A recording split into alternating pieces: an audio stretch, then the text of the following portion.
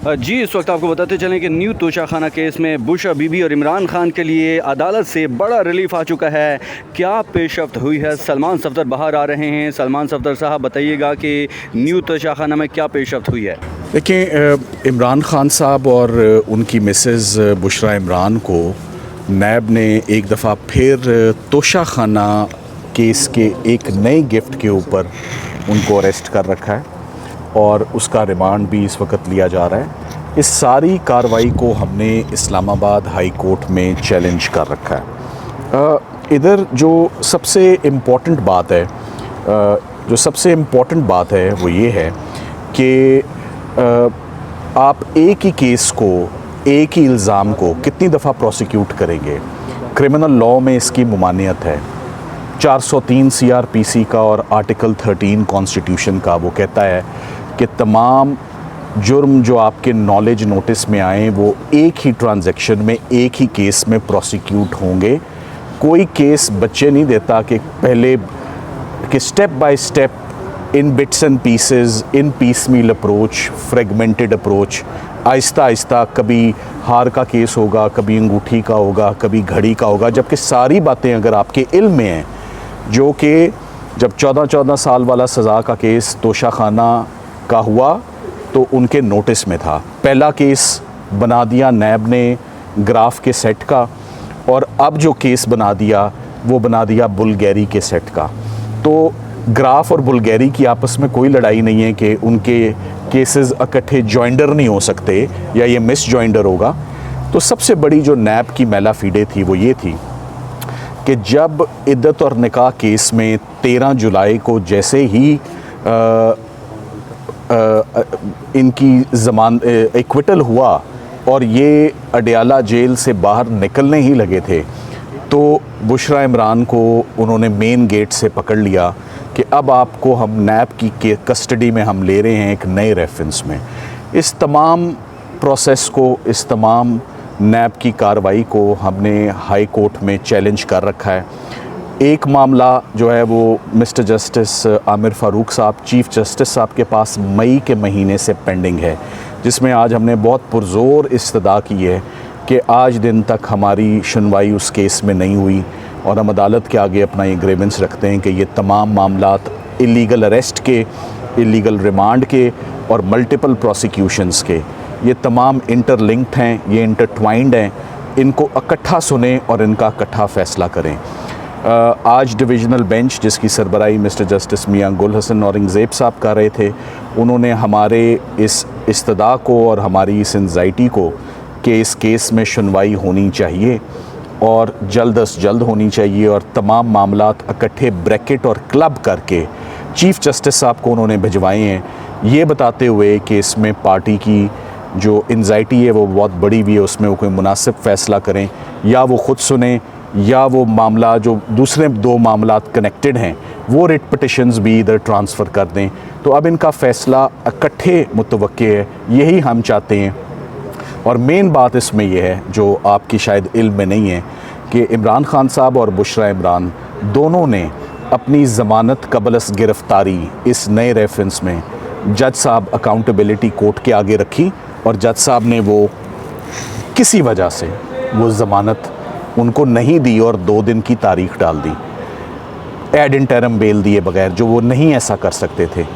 और जैसे ही हम अदालत से बाहर निकलते हैं, बेल मूव होने के बाद, नोटिस होने के बाद, दोनों मियाँ बीवी को नैब आके अरेस्ट करके ले जाती है। तो ऐसा वाक़या तो पहले भी हुआ था। इस्लामाबाद हाई कोर्ट से इमरान खान साहब को ले गए थे नैब 9 मई को। सुप्रीम कोर्ट ने उनकी गिरफ़्तारी नैब की कलअदम करार दी, नैब की अरेस्ट को इनवैलिड करार दिया, और दोबारा हाई कोर्ट भेजा अलकादिर की बेल में, और मियाँ गुल हसन साहब ने दोबारा अबूरी ज़मानत पे समाअत करते हुए उनको ज़मानत दी। सो हमारे पास बहुत अच्छे प्रेसिडेंट मौजूद हैं।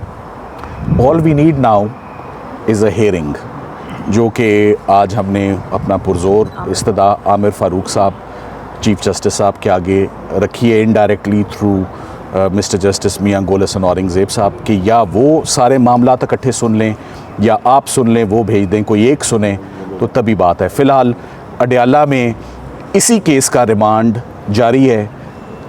एक देखें, नैब के रिमांड की 90 दिन की तौसीह हुई। 90 दिन होता है, समझ आती है, बड़े कॉम्प्लेक्स इंट्रिकेट इल्ज़ामात पे बहुत कुछ तफ्तीश करनी है। जहाँ एक ही सवाल है कि और एक ही आइटम के ऊपर सवाल है, तो क्या उसके लिए आज 25वां दिन है फ़िज़िकल रिमांड लिए हुए, क्या 25 दिन चाहिए नैब को? क्या 90 दिन का पूरा उन्होंने डोज देना है? जब तक 90 दिन नहीं होंगे ज़मानत नहीं डाली जा सकती।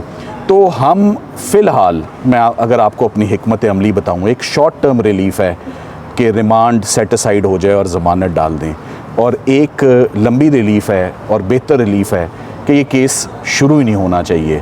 तो हमने आज यही सदा की है कि हम सारे केसेस को क्लब करके आप इकट्ठा करें और हुक्म फरमा दें कि हम ये चौथी प्रोसिक्यूशन भुगतें या हाई कोर्ट इनको क्वाश करेगी। Nip the evil in the bud at the right time. Thank you very much. जी आपने सलमान सफदर साहब से तो सुन लिया केस के बारे में। आपको पता है कि ये सारा ये जो नाजायज़ हो रहा है वो तो लीगली सलमान साहब ने आपको बताया, लेकिन आप अच्छी तरह समझ रहे हैं कि ऐसा केस चलाया जा रहा है कि इनसे पता है कि इसकी भी आखिर वही होगी जो बाकी केसेस की हो रही है। इसको सिर्फ घसीट रहे हैं। और इमरान खान ने कल कह के भेजा था, हमें ख़ास तौर पे कहा और हंस के कहा था, उनको कहा नवाज शरीफ का जो 12 साल पुराना इल्लीगल गाड़ियाँ जो उन्होंने ली थी तोशे खाने से, वो इल्लीगल है, गाड़ियाँ आप ले नहीं सकते। 12 साल से कोई सुन ही नहीं रहा और इस पे इनको एक एक तोहफ़ा ला के सुना रहे हैं। पाकिस्तान में जितने लोगों ने तोहफ़े लिए हैं पहले बताएं कि तोशे खाने के बाकी तोहफ़े गए क्या हैं। और कितने लोग हमें बताते हैं कि हमने तो कभी डिक्लेयर ही नहीं किए। जब एक ईमानदारी से इमरान खान ने या बुशरा बीबी ने अपने डिक्लेयर कर दिए, उनके पीछे पड़ गए। अब ये जान के जो तमाशा बना रहे हैं ये इनके गले पड़ेगा। आपको मैं क्लियरली बता दूं, यही केस जो चल रहा है ना, आपको मैं गारंटी करती हूँ कि कल हम ही लोग खड़े होकर इनसे पूछेंगे ज़रा अब आप अपने सारे जो तोहफ़े थे उसका हिसाब दें, ख़ास तौर पे वो गाड़ियों का जिसमें मरीम नवाज़ फिरती है, या जरदारी के पास जो गाड़ियाँ आई हैं जो इल्लीगल हैं, तो उनका केस हम अब करने जा रहे हैं। हम इन सारों के ऊपर केस करेंगे कि आप पहले जवाब दें कि आप पहले जो इल्लीगल चीज़ें ली हुई हैं, क्या पाकिस्तान ये में जो हमारे चीफ़ जस्टिस इस्लामाबाद के बैठे में उनको नहीं नज़र आ रहा?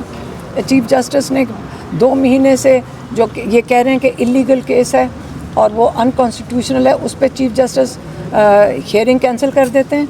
क्या उनको जल्दी नहीं है? वो सुनने के लिए जल्दी नहीं है? आमिर फ़ारूक के ऊपर पहले भी इमरान खान ने एतमाद नहीं किया। आमिर फ़ारूक को ये इज़्ज़त देनी चाहिए हम लोगों को कि हमने इनके ऊपर वो एतमाद किया था जब ये साइफ़र कर रहे थे और हमारे सारे सियासतदान